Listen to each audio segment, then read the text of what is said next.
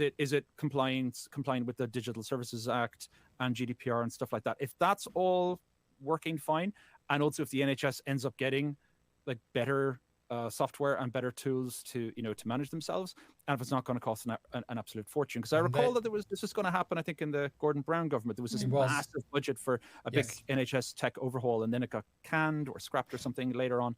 I don't remember the details. I was part of that, and it failed spectacularly, and it was because there wasn't an appetite for centralized controls and centralized data.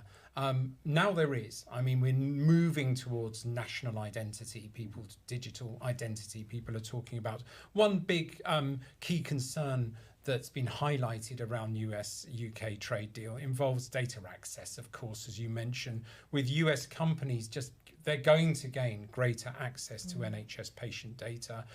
I agree with you at that, and it will also, I think, a trade deal that's in favour of US coming more and more into the NHS, this superpower, will sort of limit the UK's ability to regulate this space, I think. But the thing I'm most worried about is the UK not taking this on with their own development capabilities and actually shipping out a whole load of NHS cash to US companies.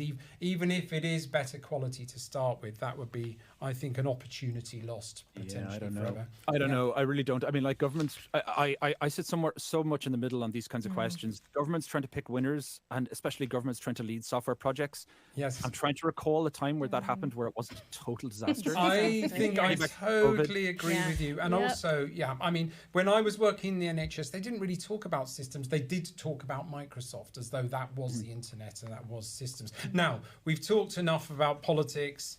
That's all very interesting. So we're going to move on to more fun.